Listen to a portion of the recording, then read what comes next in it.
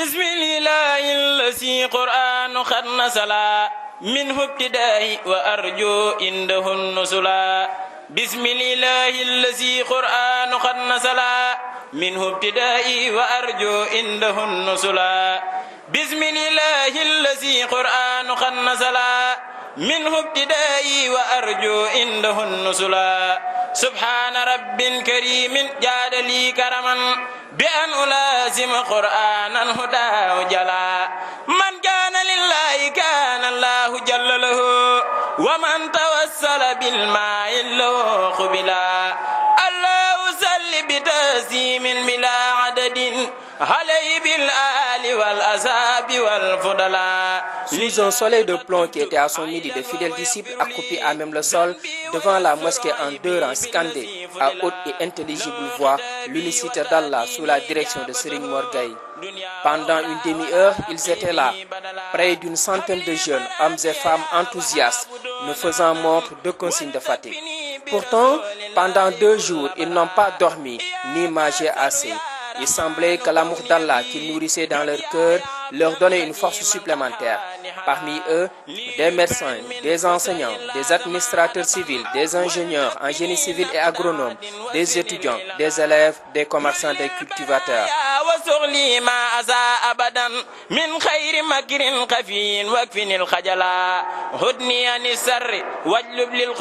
Ils sont arrivés dans ce village jusque-là, inconnus par la plupart d'entre eux, le lendemain de la Tabaski, le jeudi 17 octobre 2013 au soir, avec comme seule ambition d'œuvrer pour Allah subhanahu wa ta'ala au moment où la plupart de leurs camarades étaient encore dans l'illusion de la fête et plongés dans les mondanités éphémères de la vie terrestre. Mbarassane est un village de la communauté rurale de Taïba Moutoufa, dans l'arrondissement de Nindi du département de Diourbel.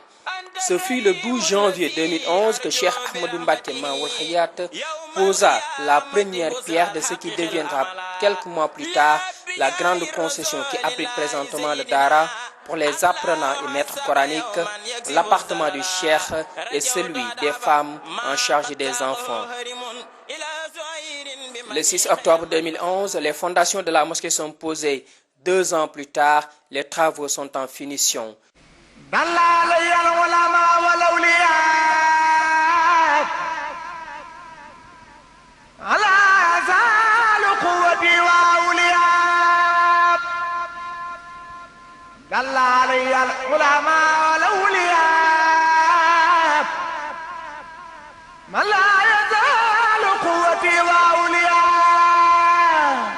قصيدتي فاقر قصائد الكرام ولي تقود أبدا خير المرام قصيدتي فاقر قصائد الكرام ولي تقود أبدا خير المرام هديتي مخجلة كل مليك كان مناسعا وأحزاه مليك ما توجه النصارى الله لي بلا إله إلا الله ما توجه النصارى الله لي بلا إله إلا الله سبحان ربك رب العزة عما يصفون وسلام على المرسلين والحمد لله رب العالمين.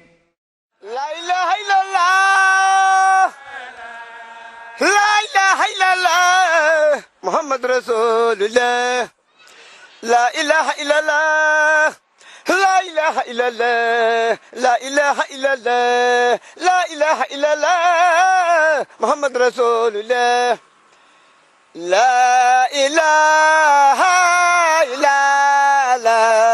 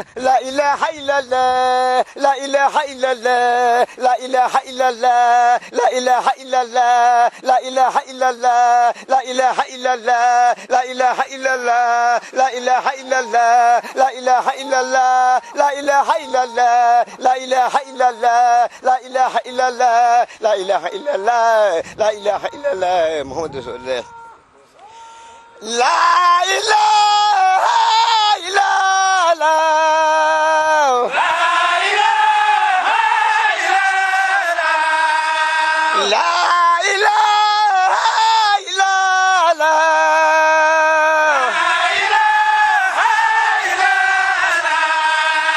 لا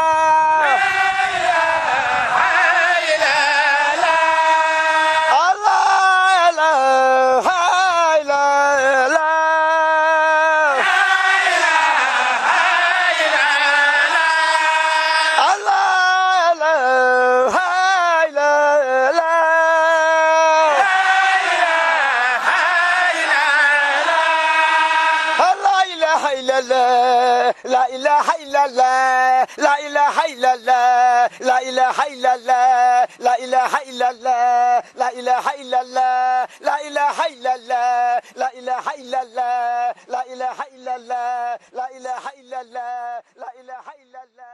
Venu visiter l'état d'avancement des travaux, Serigne Murtada ibn Cheikh Mohamedou Fadal Mbacké ibn Cheikh Ahmadou Bamba Khadimou Rassoul est arrivé sur les lieux vers midi. Il est accueilli par Cheikh Ahmadou Mbacké Maoul Hayat au rythme du Zikrullah. À la hauteur de la mosquée, le cortège s'arrêta. Serigne Murtada semblait être impressionné par l'imposante structure dans un village de l'intérieur qui ne dispose ni route, ni piste, encore moins d'électricité. Son premier réflexe a été de demander au cheikh d'entrer d'abord dans la mosquée avant de regagner la grande concession. Lillahi qad tubtu aidan wa huwa yaghfiru li zanbi wa yassuru aibi billasi fudila law khitabi wa ta'tini ijabatuhu dunya wa ukhra wa la abqi bihi badala habli maramiya ya wahhab dunanan wal takfini bi rasulillahi kull bala ya kasalu ya rahmanu kawni fi دنيا يا عبدا قديما قد حواني حلا ليجد بعلم وسعي لا سما أدبا ولتكفني نقد عاد واسفني الإللا رل البرايا وسغلي ما أساء أبدا من خير مكر خفي واكفني الخجلا هدني عن السر واجلب للخيور معا ولتكفني القزي والأقدار والوجلا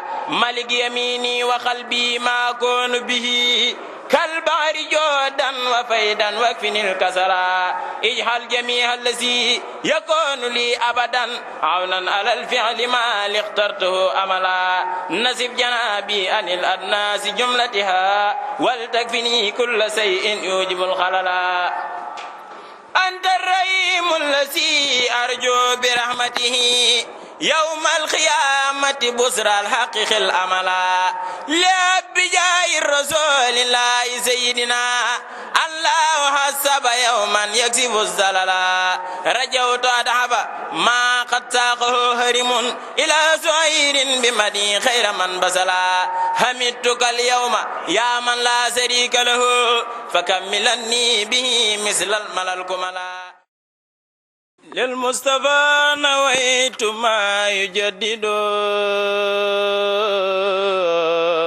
سنة الخرى وإني أحمد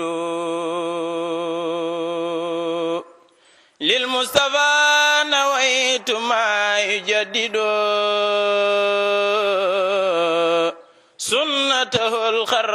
وإني أحمد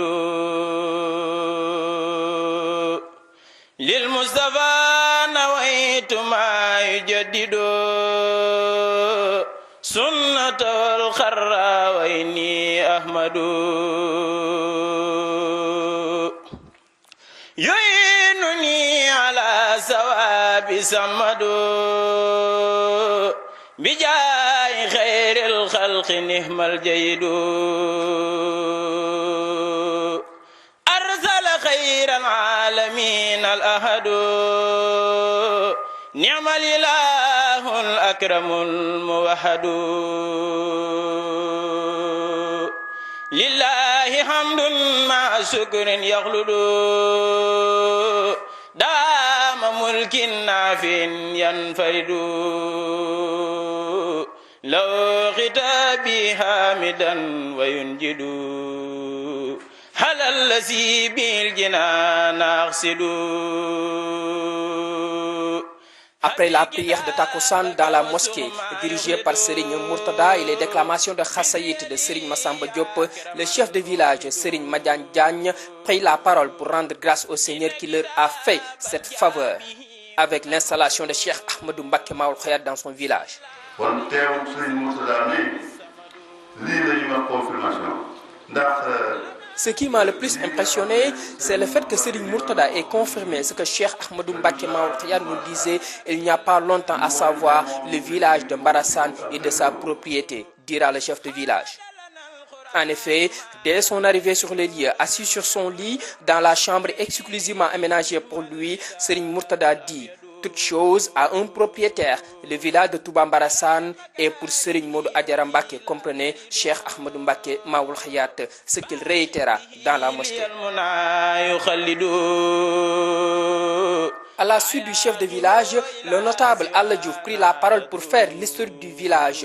Il dira, c'est Serigne Fallou Mbacké qui avait baptisé le village Touba Mbarassane Samagok.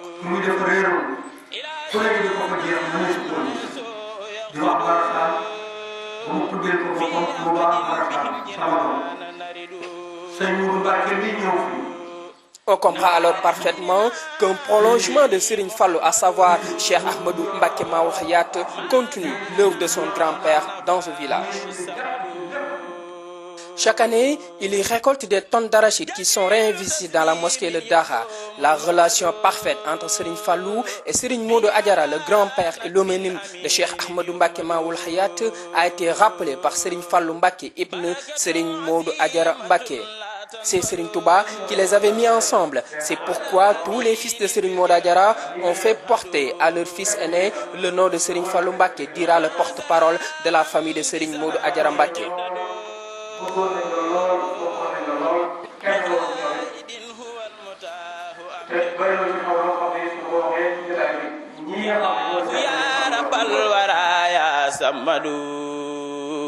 يا من بي اعتدى الكرام هبدو. Cheikh Ahmadou Mbacké Maoul Khayat n'a pu s'empêcher de prendre la parole pour témoigner sa joie et sa reconnaissance à l'égard de Serigne Murtada.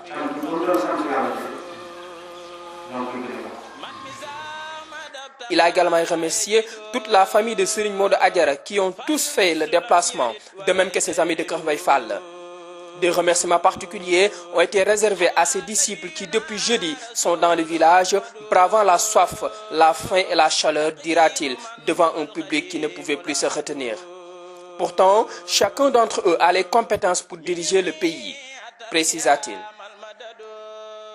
Cheikh Ahmadou Mbacké Maoul Khayat fera la corrélation entre le nom Murtada qui signifie l'achevé et les travaux des champs, qui se termine avec l'arrivée de Serigne Murtada ibn Cheikh Mouhamadou Fadal Mbacké.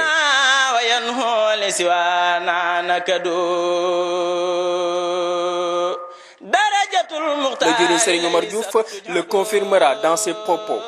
Prenant la parole, Serigne Murtada a prononcé un sermon riche en enseignements. Il a rappelé les enseignements de Serigne Touba, qui sont la droiture et la volonté de répandre l'islam.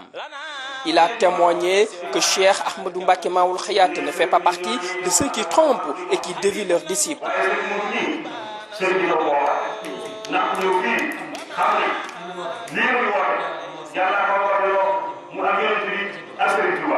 Tu les as mis sur le droit chemin, tu ne les trompes pas. Mais sache que Dieu ne te trompera pas, dira-t-il.